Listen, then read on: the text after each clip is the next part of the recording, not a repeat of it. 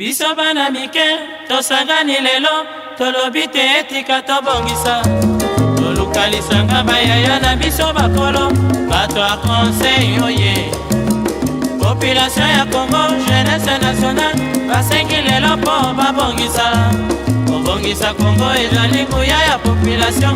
Mbote mingi na balandi ya masolo ya mboka, tukutani lelo na émission na biso. Et na pesi bino mbote ba internet puisque bozali kasi pona lelo tozana esengo mingi ya koyamba pona bino Francis Moula Jakabamba azali bongo président ya parti MPD Mouvement de Patriotes pour la Démocratie ozali penza na ngambu ya batu ya lamuka esengo na biso koyamba yo na mokolo mwa lelo na tondio botondi mama. Voilà tozo la masolo ya mboka to yozana lamuka lelo masolo ezali déboulonnage de Mboka Félix Tshisekedi est président de la République. Tomoni à la Kaki année 2020 zaki année à action déboulonnage. Tomoni le lengeni Mboka zaki na blocage. To fustigaki bisonyo so le lengi ya kotambola ya FCC Cash coalition FCC Cash na bio surtout bande ko ya la muka kasi lelo tomoni te bakabwani ko kabwana wana bino ba ya la muka bomoni yango ndeni. Natondio botondi mama. Toujours répéter que ne faudrait pas tout peuple nabiso une fausse illusion. Ndeko Félix Tshisekedi ndeko Kabila bazana iloko mo bakabonite parce que kokabwana ya bandeko wana na ndenga busolo ezali kozonga na maboko ya peuple afin que le peuple réellement s'exprime conformément à l'article 5 de la constitution nabiso. Parce que ndeko Félix Tshisekedi na ndeko Kabila tango basali accord na bango babengi accord ya stabilité pe ya paix où ezali parrainé par président égyptien, président ya Kenya, na ndeko président Afrique du Sud. Accord wana ya liboso où sali que article 5 de la constitution mboka na biso ezala respecté te. Ya ngonde accord wana et celle qui est de la présidente de Kabila Zala Sika Zali. Ça c'est on les a avant ma pronomie parce que accord wana le loi wanga na ngote oui yuko sale banasima poser accord oyo signame ya coalition o ndeko nemi nandeko kabund ba signer o bino bomoni accord za mibale o wapi oyo kufi. Ça c'est d'abord entre parenthèses na niveau nabiso na kombo ya peuple congolais makambwana eza même pas pour nabiso n'importance te parce que ça le quoi moi sinamba ba robunda na kachandako côté bakutanaki ndenge bakoti na libala na bango et pas wapi population na biso tozali concerné. C'est pourquoi tozoye bisa tozo continuer coinsister na ndeko Félix Tshisekedi na ndeko Kabila que ça ne sert à rien il y a trop de théâtre. Il y a beaucoup plus de diversion parce que les conséquences des années, les amboka na biso sauf sambo à chaque jour na miso bapaya. Ba spectacle bazola kisawana. Les spectacle où ils ont quitté davantage le Congo, notre pays. Et pourtant, solution est claire. Ce qui balingi bakabwana et sengeli basengande peuple akabola bango. En laissant faire appliquer Bamibe Kwamboka Nabiso, en permettant au peuple congolais Yakoloba Nanyo Bango Balingi à la président, Nanyo Bango Balingi à la majorité dans le parlement. C'est être sérieux. Ma polonésali prévue pour la 2023, ça c'est sûr. Mais tant que Joseph Kabila na Félix Tshisekedi doit président de la République, Bakabwaniti. Bonjour le peuple parce que biso peuple de Tolobi que bakaboni parce que ton moni blocage c'est nous qui avons décréé le blocage. On a parlé du blocage social au balaka kibiso ton moni salamité ton ministre FCC va bloquer ba ministre cash moi ba travailler madame ezalité biso peuple ne Tolobi parce que bino FCC bino la muka pardon tant bonjour ba que mariage les kabonité et ça ba ça ba théâtre bonjour le peuple ni parce que là on comprend plus rien bino bonjour le peuple ni bango bonjour le peuple ni biso peuple biso ba o ne tolanda ka politique des autres tambola tout le monde était bakaboni peut toujours pesa une chance na union sacrée au salama bien au union sacrée bokendaki consultation te bo pesa au moins chance na bande ko ba continuer sacré ba bongisa mboka toke makambo ke liboso bino bozo chaka blocage siko la mukanda comme ça la blocage Madame Yaliboso na lingo ebisa yo que peuple ça na ba représentant na ye que nous sommes et que tous en a devoir ya kufungula peuple na biso miso. Le commis la muka zolobe la peuple, FCC a zolobe la peuple, Kasa zolobe la peuple. Nous tous en a devoir ya zolobe la peuple. Mais il faut toye basika ba actes opposés. Ça va? Moi to lingite, buye pour na biso ba to la muka to lingite bo na biso na ba débat bino. Ya que non blocage ezala ki biso tozo bloquer bango nani. Pour biso to voter na bango to ça na bango. La population de la blocage ezala bango ndio FCC cash. Biso to lobi. Cash alobaki que bazaki na bloquer moi ba malamu ezala. Mais ngolo bani. Yango discours en chef de l'État. Yango biso to bisa. Awa le 14 alobi moi ba sa musala malamu ezala abomi libala ça il nous a fait chance la 2021. Maman, nani a pesa une chance. Soit l'inga bomaliba là que peuple pèse ses chances à organiser le référendum. C'est là où le peuple va s'exprimer. C'est ça la loi. Et ça que la mouvana tongote, bana ko bena ba camarade na yo na ba chege na ba musicien te o na yo ça la consultation. Non non. Na mibe qu'on a biso consultation za la hâte. Soit sur le dialogue, soit tes maman, soit tes dialogue, soit tes dialogue, soit tes référendum, soit tes élections. C'est ça, ma voix, où ils sont constitutionnellement connus. Ça, on les écoute mambo pamba. Boni biso, botuna biso, blocage. Toujours pour ende écouter un débat, n'a pas trop à la obliger, il y a pour banda retourner na mambo ya bilan. Parce que c'est ce que tout le monde qui discours chef de l'État. Il faut permettre après la consultation. Il faut permettre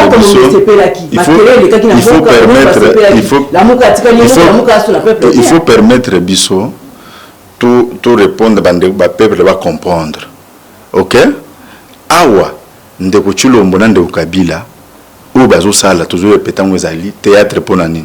Au moment où peuple bazo zela bilan, il y a gestion, il y a 2 ans.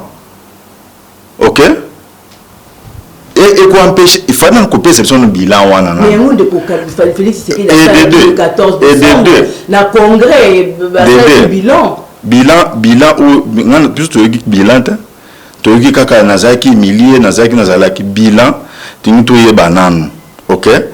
Projet ni la société de Chilombo qui n'a pas dirigé au Congo. À présenter le projet. 100 jours. Peuple d'abord, état de droit. Bon, ceux qui ont des projets de société. Madame, je vous informe, madame, que tant que biso tozo milité na IDPS au grand format, tous en bande de quoi Baremo Kaunga, bande de quoi Christopher Ngoyo, les dans la société civile. Na mito Zolanda, ko biso font simulation militant déjà école primaire aux militaires. Ndeko Chilombo zaïga. Tant que biso tozo militaire, tant que tozo sala ba émission oyo na yo. Ah Ndeko Kabila za na pouvoir. Na ça une émission na plateau Ndeko Kabila na pouvoir te. Mais comment bino ba journaliste pour comment na niveau? Mais vous avez lelo bande ko na même bazala kachote. Bazaliti lelo. Bato ba kanga mashuzo baza kacho ça bato droit de l'homme zo micro na caméra kende na bakasho ango so okuta ba journaliste te so okuta bato droit de l'homme c'est pourquoi ebisa yo que vous êtes so comme point opinion ezate ba chala mona ba ngama pona opinion ozo qualifier on.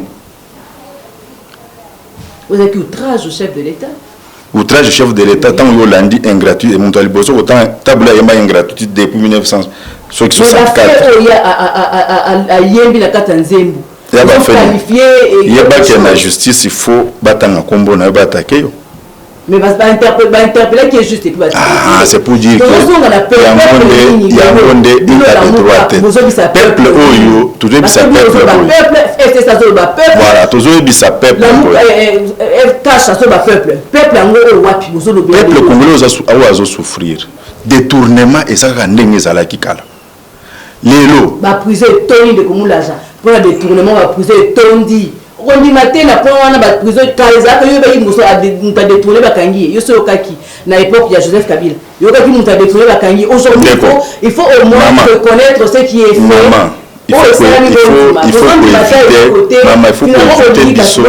faut que le peuple a besoin de vous. Voilà, pour évoluer, Ndeko Félix Nando Kabila Baébike, il faut tout rendre à nos CENI indépendante. Pourquoi je salue? Mais la réforme des institutions est ça fait 2 ans. Madame, ça fait 2 ans que na micro na bino toujours le bayango. Et pourquoi je salue matin? Il y a 3 ans de voilà. Et pourtant ma campagne. 3 ans. Non. Ce qui va soit bureau définitif et Assemblée nationale. Est-ce que réforme qui vous dit biso to bisibino réforme fait ça dans l'assemblée ou ils a corrompu? Non. To lobby biso ba député ou biso bazakuna. OK madame. Il faut qu'on permette biso tout continuer à répondre à question pour tout côté à question dans le belé té. To comment maman ba député. Mais ils ont ba libosé to bisabino. Ça fait 2 ans que toujours le bayango que solution na crise toza nango et sa solution ukabona ya Kabila na Tshisekedi te. Eza solution okozongi sa babana nyonso sala awe pa na bino. Solution pour na biso ezali kotia non d'abord ah ouais ça Francis Moulaja d'abord et puis il faut que yeba kende ko matin fait ka makambo akeno il a toujours dit Luana eza anti mboka na biso lelo dit Luana eza sous et maintenant dit les a soute ba fait dit les a lelo ata soki député alungwe na kan oyo akatisi na kan oyo nde alungwe kozala nommé non atikali ka kozala nommé c'est là le problème au moins c'est toi Ndeko Félix Tshisekedi non Ndeko Félix Tshisekedi parce que avant ba comprendre Ndeko Félix Tshisekedi il faut d'abord y peine libo ça remettre en cause mandat na c'est ça qu'on m'a dit j'abandonne même pose à repentir dans Zambie, il faut d'abord dire ma péché au sale. Il faut reconnaître devant le peuple que tu as signé. Cour constitutionnelle à Lubaki. Non, les problèmes restent. Maintenant, deuxième chose. Deuxième chose. Pour évoluer, pour tout ça, la réforme, il y a bien sûr posé problème. Peut-être qu'il y a une élection anticipée, c'est prévu. Quand il n'y a pas une majorité dans le Parlement élu, quand les institutions ne marchent pas, on recourt toujours au peuple. Non, il y a discours, il y a les 6, il y a dimanche les 6. C'est parmi les solutions qu'il propose. Soit un discours, il dit, ce qui majorité s'est dégagé, je vais recourir au peuple, ça veut dire quoi? Ça veut dire qu'il doit recourir au peuple pour organiser les élections anticipées. Et pourtant, il sait que les élections anticipées ne produiront pas des effets dès lors que Seigneur les a réformés, dès lors que la Cour constitutionnelle les a réformés, dès lors que la Constitution les a révité. Maintenant, ce que nous avons diversion, pourquoi on fait 2 ans aujourd'hui sans attaquer les problèmes là? Donc ça veut dire que nous avons dans des Kabila, voilà la logique. Voilà la logique. C'est pourquoi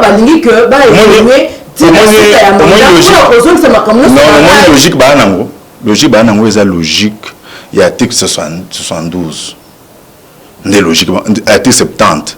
Des logiques de Kuchilombo. Nande Kabe Bazanango. Ça veut dire qu'il faut tout ça. Tout ça na robetana. Tout ça na robetana. Peuple là mon aké. Si quoi yo biso tozu par mogo pour tout ça la bango. Beaucoup mon aké année la preuve année qu'année prochaine. Vous proposez 2020 budget, vous proposez à 11 milliards. Année prochaine, c'est moins de 7 milliards. Tout soit avancé, tout au reculé. Maintenant, quand vous allez mettre ce budget-là de 7 milliards, de moins de 7 milliards, quand vous n'avez pas résolu le problème avec le budget, j'arrive. Quand vous n'avez pas, j'arrive. Quand vous n'avez, c'est la raison pour laquelle le monde va payer du monde entier ont augmenté leur budget. À cause de la Covid, ils ont augmenté le budget. J'arrive. Ce qui va gérer. Ce qui va gérer. Mais ceux qui me disent que n'a pas bien abattu. N'a pas mon conan. Beaucoup ça la mobilisation par les 7 D. La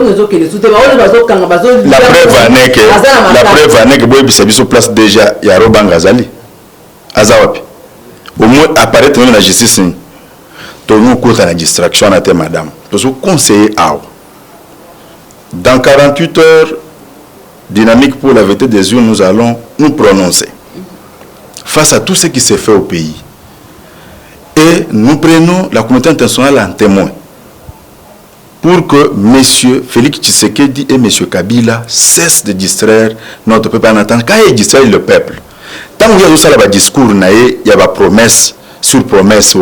Le peuple continue à mourir à l'Est. Les gens continuent à marcher à pied. Il y aura une école de guerre. Les gens sont en train de marcher à pied. Les fonctionnaires ne savent pas nouer le bout du mois. Or, la solution est simple. Le pays a une crise qui continue à s'aggraver.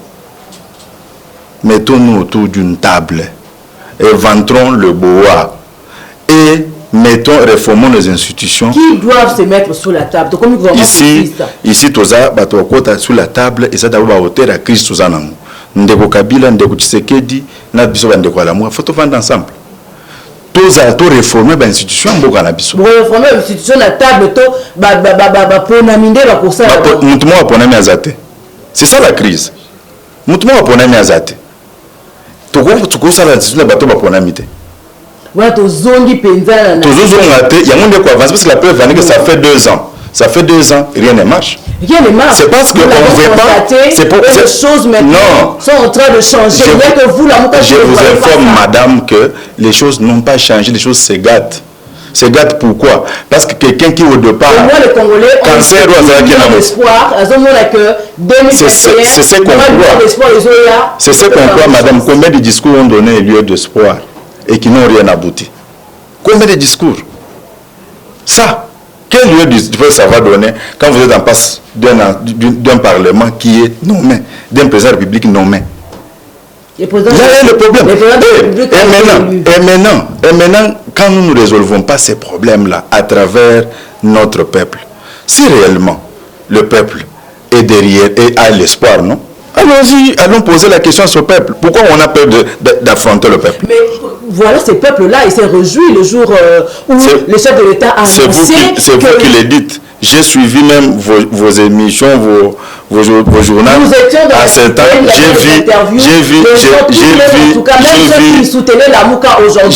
un groupe de Wewa entrer de faire défiler devant le palais du peuple. Et les spectacles que vous avez vus là, madame, les spectacles que vous avez vécu là au palais du peuple, et prouve que le Congo est en train d'avancer. Les spectacles que vous avez vus là. Ce qui se dit là, c'est la maturation politique. Jamais. Ça veut dire on est entré, on n'aime pas notre pays. Il y a un groupe de gens qui n'aiment pas le Congo. Pour que les pays avancent, il faut qu'il y ait des dirigeants crédibles. Les dirigeants crédibles. Tout ça, le dialogue, consultation, et que même ne pas été. Parce que dès lors, madame, dès lors que vous avez un cancer, et que vous avez une opération qui va opérer, ça va continuer de se développer. Oui, ça va continuer de se développer. Au Comona, et bien bon bobomi awa. Pour nous savoir tout ça, pourquoi 2 ans après, on ne sait pas résoudre la crise? C'est parce qu'on ne s'est pas mis d'accord. On ne veut pas affronter la vérité. Aujourd'hui, il y a aujourd'hui un groupe d'individus qui ne reconnaissent plus le président de la République. Il y a un autre groupe qui ne reconnaissent pas l'exemple des parlementaires. Il y a un groupe qui ne reconnaissent pas les institutions qui sont là. Et la Cour constitutionnelle. Vous voulez me dire qu'on est en train d'avancer? Non, madame. Ici, notre peuple doit retenir que M. Félix Tshisekedi et M. Kabila sont les co-auteurs de ce que nous vivons aujourd'hui. L'un d'eux ne peut pas être la clé de la solution à la crise actuelle. La crise actuelle, c'est une remise en cause de cette classe politique, réformer ces institutions, accepter de remettre le pouvoir entre les mains du peuple congolais. C'est ça la solution. Dès lors que nous serons dans la logique de tromper, au moment où le peuple attend la question de Minembwe. Au moment où le peuple attend la réponse de Minembwe, le peuple attend le bilan de la guerre de l'Est, le peuple attend les bilans de 100 jours, le peuple attend comment on a géré Covid-19, le peuple attend comment nous gérons notre économie. Les gens commencent à se taper des chaises au Parlement. Les mêmes groupes. C'est la preuve par excellence que les voleurs, on les attrape que lors du partage des bitins. Parce que si les bitins étaient venus du peuple, vous n'aurez jamais vu ce spectacle que vous voyez là. Et nous vous disons, nous lançons un appel solennel à M. Félix Tshisekedi, à M. Kabila, à la communauté internationale, de cesser de mettre notre pays dans l'inconnu. Le Congo a droit à pouvoir se battre dans le Conseil des Nations pour devenir une grande nation. Dès lors qu'on continuera à mettre ce pays dans l'inconnu, et c'est eux qui seront dans l'inconnu, parce que le Congo sera toujours défendu. Merci beaucoup. Voilà, merci madame. Merci Francis Moulaja. Je rappelle que vous êtes président du mouvement de patriotes pour la démocratie. C'était un plaisir de vous recevoir. Merci madame. Moi aussi, nous vous remercions sincèrement pour les soucis que vous avez. Merci. De voir notre peuple être éclairé. Vraiment la souka masolo ya mboka. Tokutani bongo na mbala sima na invité mususu. Bye bye.